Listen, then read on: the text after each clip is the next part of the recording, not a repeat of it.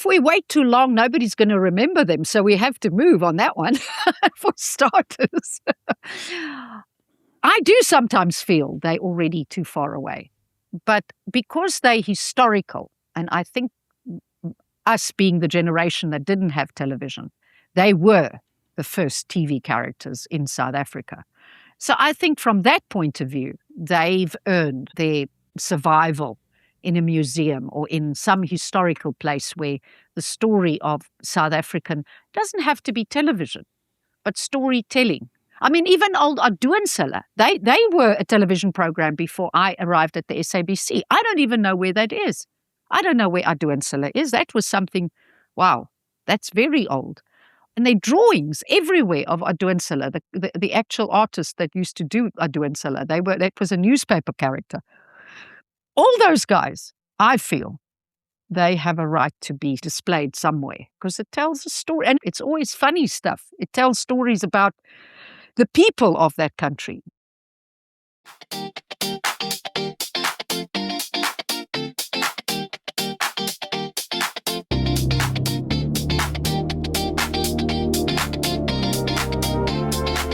Welcome back to Artist Journey Podcast. I am Gerard, and this is the show about South African artists who are doing this for real. My guest today built Liewe Heksie.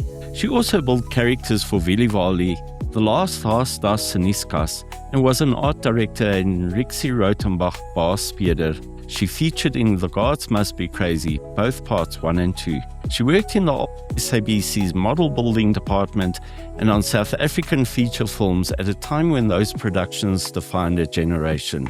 Then she was there to audition for a television presenting job. She got it. She presented graffiti live on the SABC for approximately 5 years. She also presented on Botswana television. She lived in the United States for a year as a sculptor and she came back. When the SABC world ended in 1994, she built a mascot business. She almost single-handedly created South Africa's sport mascot industry. 116 Sasco Sams, every FNB Varsity Club in the country. The Ushaka Marine mascots, and yes, a walkabout character used to teach boys about circumcision. Her words, not mine. She sold mascot ears at the age of 61, trained the new owners, and then realized that there was still work to be done. She went to Hungary in 2023 and discovered wet felting. She is now building a 5th career. She paints portraits, she makes mascots, she works in merino wool with her hands. And through all of it, every decade, every medium, every character, she says the same thing. Eyes being the windows of the soul resonates with me. Her name is Althea Oelofse. Welcome to the Artist Journey Podcast. That's gracious. Thank you very much, Gerard. That is a mouthful. I can't believe it's so many years gone by already. Althea, you started your career in the SABC model building department. Can you tell me what that actually looked like? What did you do then? What was the environment like in those years? It makes me sad. In those years, you arrived young, new from varsity or college, and we had 3 to 4 floors filled up with equipment. Any equipment you could possibly imagine. Wood, leather, special effects makeup, sewing. There was just so much to learn. And they supplied us with that facility. I literally learned how to be an artist in the 3 years that I worked for the SABC. I was sent to Disney and I met the head of special effects makeup at Disney Studios. For us, it was just big. There were just so many opportunities. The grounding at SABC was just top-notch. It was so sad to see how it all just got thrown out and broken up. But it was an amazing 3 years. It was brilliant. Really amazing. You built characters for Liewe Heksie, Wielie Walie, and the last Haasdas and Nuuskas. For South African viewers of a certain age, those names are part of their childhood. What was it like to be the person building those characters? It was just huge amounts of fun. We were all young in our early 20s. I mean, you can imagine the silliness of it. You arrive at work and you get put on a black dress and you go under lights and you play with dolls all day and you just laugh because you're grown-ups trying to make things funny for children. We had tours coming through SABC. So they'd arrive at the model building department and the very first two characters they'd see was Karel and Sarel. Karel, a kraai, and Sarel, sea monster. They were at the entrance hall. The first thing the kids would do is just collapse in front of that exhibition because to them, that was their world. And you put the puppet on your arm and you can just see how their brains cut the arm off with a body. They just see the character. Whether you speak or whether the character doesn't speak, it has this magic. It was a magical world. It was the last thing I ever saw myself doing as a career, to be very honest with you. It all turned out into this just amazing period until 94. You were involved in The Gods Must Be Crazy, both the first and the second movie. What was your involvement and what did working at that scale teach you? My first opportunity, that scale, was a SABC production called Sanna. My job at the SABC was to make an antique doll that had to land at a certain point on the floor, and her eyes had to make a little wobble, special effect for a couple of split seconds in an international film. I then got involved with Gods Must Be Crazy through people that I worked with at the SABC. But then the second one was a big one where we had to make the entire rhino, where we had to put two dudes inside the rhino, and they had to perform on cue. I met Jamie for the first time on set in Limpopo. He insisted that I join him for breakfast. We just became friends. He was just a very nice guy. Boutros arrived in his Learjet and I flew back home with it. It's all really amazing. I was 26, 27 years old. At the end of long scene, he asked me to do stunts and I had to climb a tree for Lena. He decided to audition me to reshoot the whole movie and throw me into the main role. 24 hours later, he'll come back and say, no, that was a bad idea. If it wasn't for that experience I had with him on set, I would never have gone for the audition to do graffiti. But Jamie gave me that feeling that if he thinks I can play a main part in one of his movies, whether I got it or not, he must think I've got something. That's the only reason why I said, you know what, maybe I should go and try. 1994, when the new government came in, all white and Afrikaans productions were banned from the SABC. Everything was cleared from the building. You say you and a few colleagues had time to collect the characters before they were thrown out. Take us to the moment. The whole 94 was a bad day for a lot of people. We had hopes. We were hoping that everything we were hearing is not going to happen. We knew we were going to get thrown out. We knew everything is going to end. There were big, massive doors that goes out to the backyard. There was a big hole that we kept all the broken sets and everything that had to be banged and bashed. If it rains and storms, everything rots that stays there. We saw all the Liewe Heksie sets, all the Wielie Walie sets, and of course a lot of stuff. There was just so much in model building department, real leather, just so much value. They were walking out there with pianos on their backs. They were walking out with pierneefs on their backs. It was just a plunder of note. You just stood there and thought, wow, this is insane. So I phoned Hansie. He was like all fluffed. I just said to him, all the guys are lying in the backyard in one big heap. It wasn't even just pushed out. It was just pushed and banged. And then the next thing would be pushed and banged. And then everything that came after that would just be thrown on top. Whether it had any value was irrelevant. It just took my breath away. Hansie and his family in Pretoria grabbed their combis and their bakkies and whatever they could just to come and pick up the puppets. We saved Liewe Heksie's moulds. We saved all the things that you cannot reproduce. Just an interesting story about Liewe Heksie herself. She was made from latex. Her little skin is made from a very thin rubber. The very first Liewe Heksie was made by Rod Campbell.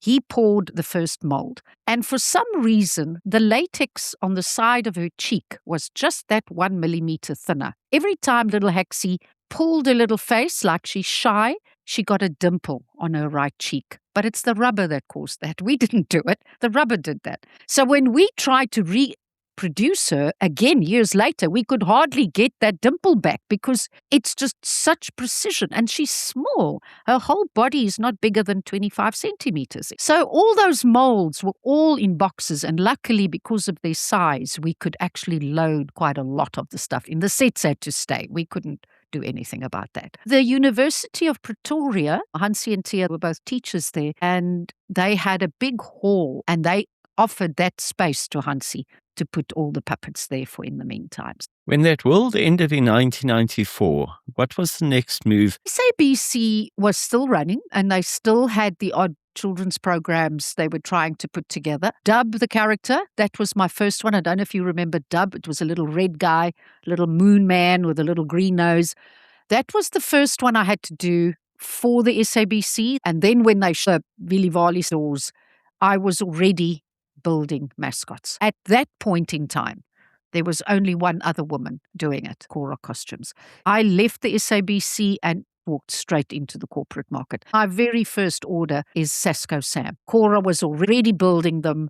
They weren't happy with her route, and they were prepared to give me a chance. I made 5 the first time.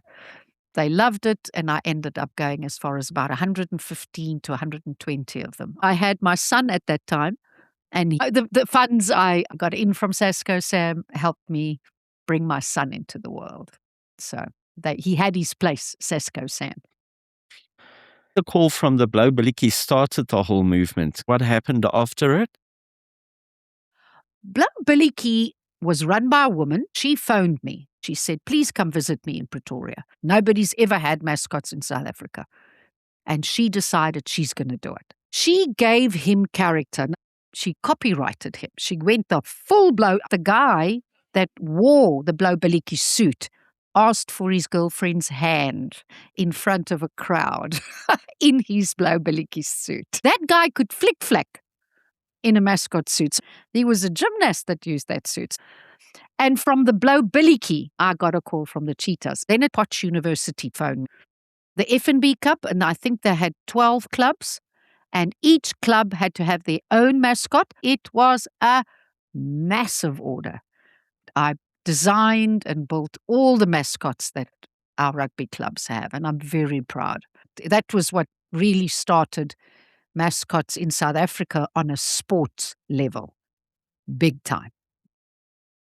In your biography, you mention, with admirable directness, a walkabout character designed to teach young boys about circumcision. I have to ask, how did that commission come about, and what does it take to make something like that work? It was sort of the second time that something very odd came across my table. The very first one I refused. It was for a stage show where somebody's gets dropped off and then somebody's starts talking. And that went to somebody else that regretted saying yes. Then they came to me, some group, and it had a lot to do with our black boys and the circumcision botch-ups that happens all the time. And they said, listen, they've got this little character. It's a little armless penis with a little shirt on that's circumcised, but he's a very friendly little guy. And what they used him for is just to go around schools and explain to parents, try and get them awakened to the whole situation. I would not have done it if it was in a sexual horror way, but if it says something nice and it's teaching our boys and girls something new, I have no shame to do that. And I actually had so much fun making him. Because when somebody would walk into the studio and I'd say, oh, what's that? It looks like, and you go, yes, because it is. Especially if it's as big as you. I was also proud of him because he was so funny. He wasn't vulgar. He wasn't ugly. And whoever thought up his little graphic was just too sweet for words. So I bought into that campaign because I thought it was a worthy campaign. You said making mascots taught you the dimensions of the human frame in 3D, and that your life as a model builder somehow melted together and became your absolute legacy. What did those 26 years actually build in you? I think the advantage I had was my SABC background, making things yourself that you haven't been able to buy anywhere. Little Heksie was so small that the slightest little bit of glue that you messed on her face becomes the size of your screen, so you cannot work dirty. And that taught me, if you make a mascot, it's the same principle. I stood next to Mickey Mouse at Disneyland, and I would grab his hand and try and pull him closer so that I can see what goes on in his head, or touch his little hand and I can see if I can feel what foam rubber's in his hands, just so that you can learn. And a lot of overseas mascots did come across my table to repair or to clean. And you steal with your eyes to see how they make mascots overseas and how we do them. And Africa is very hot. You cannot go the same way as Europe and North America. The Sharks and our cricketers, when the Proteas, they went to America and they purchased their mascots from the Americans. And they called me later to say it is just impossible to use these suits. They are too heavy. There are too many parts. The guys die inside with the heat. I'm still thinking and trying to get them lighter and airier. When is a puppet finished? When is a mascot done? When is a portrait complete? How do you know? Never. There's always something else you could do. There's always something you could redo. There's always a spot where you wish you didn't do it that way. But the imperfection is what makes it perfect. Any character, if I see them out, all my characters, why I love them when they're done is when I measure them, I see I've made a mistake. And that's when that character really is a character. Because we don't have perfect faces. We have a droopy mouth. We have an eye that drops. We have an ear that's lower. And if the mascot or the puppet has that, once again, Heksie with a little dimple, it's got the character. So my current elephant, his smile is about 3 centimeters higher on the right. I'm glad it worked out that way, because now he's slightly offish, but there will be no other character exactly like him because of that. No AI is going to 3D print my characters because they will be like the rest of the AI drawings. It's too perfect. AI is too perfect. I hear people say often now, and it's true. The brokenness, the offishness of us and faces and dogs and humans that makes us unique, I think. And of course, there goes the last word, to be authentic. Copying is good if you want to learn something. My teacher took me to the masters. I had to copy old master paintings. And it was hard, but it was unbelievable how much you learn from what was. And then you got to apply that. But that's a journey. Never ends. I hope not. You say old and ugly doesn't matter so much anymore, only content and followers. That is the most confident and funny line in your entire biography. What has age given you as a creative person that youth could not? It's the experience, the fact that you've been on that road for so long, that you've had that same thing happen over and over until you stop doing it that way. Then suddenly you see there is something else going on there. As an artist, I've become more aware of my space in the art world. Why am I in that world? What am I doing there? And if I can't answer that, I feel I shouldn't be in it. If you're not passionate about what you do, I don't think you should hang around. You get to our age, you realize, yes, in my 20s, if I just organized that a little bit better, I probably would have been in a better state now. But it's not that you regret it. It's just that if I knew that then, that would have been a little bit easier. But what is the point of doing everything perfectly? Why is it sometimes so damn hard? But why is it that when you get through so damn hard, you feel so damn good? it's you have to have those crucial moments to get through it. If I haven't had that happen to me, it's like my felting. If I've spelt felting correctly, I may never have gone. But I was curious enough to go, and it literally turned my world upside down. I think aging, it's blocks of your life, 20s, your 30s, 40s, your 50s, 60s. You have a new stage. The new stage is insane. They never warn you that the 70s and 80s are going to be like You just go, oh my word, I feel so free, but I feel so old. And that's just weird every day. Why, oh why, oh why? And then you have your moment and it's fun and it's great and you're happy until just now. For someone listening to this who thinks that they've done too many things to be taken seriously as any one of them, what do you want to say to them? I wouldn't say do everything. I think it can create confusion. I think if you're really passionate about something, stay with it. It's like marriage. If you're happy and it works, stay with it. My reason for changing so many careers, I'm just a very curious person. I love to see if I can do something else. I get bored very quickly. But if you're happy and you have a lot of things that you want to do one thing well and make your career that thing. I raised my boy on mascots. It was realistic. It made me money. Yes, it's not what life is all about, but you need it. So for the time that you have the energy and you can do business, do that the best you possibly can. Be passionate. Be passionate, even if it is typing. Then do it until you know you're strong enough to stand up, and then you go fetch all those other passions that you made a list of. And every 5 years you change into one of your new passions and you keep doing that until you die. But to have no money when you're old, that's not nice. I saw my old brother, he didn't do well, had nothing when he passed. That's not a nice place to be. So to fall around and just do willy-nilly stuff because you feel that's how you should be, not very realistic. You do need some security, but please just don't stop thinking about a change.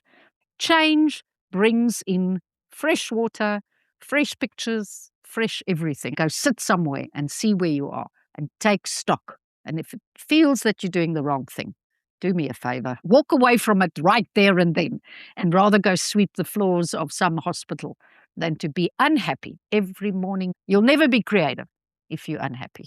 And I think creatives know that. You know when you start creativity, how that flow starts taking you and you just go into another world. Eventually you realize you're very much in control. You just didn't realize how much.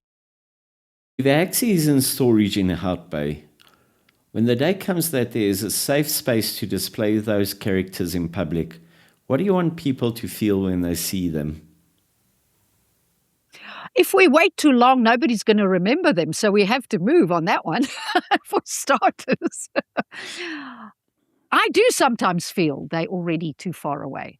But because they're historical, and I think us being the generation that didn't have television, they were the first TV characters in South Africa. So I think from that point of view, they've earned their survival in a museum or in some historical place where the story of South African doesn't have to be television, but storytelling. I mean, even old Oelofse, they were a television program before I arrived at the SABC, and their drawings of Oelofse, that was a newspaper character. All those guys, I feel, they have a right to be somewhere and be displayed somewhere because it tells a story. And it's always funny stuff. It tells stories about the people of that country. And I think Liewe Heksie and all those things are telling stories about us as people and how we are. And it goes for all the languages, not just Afrikaans.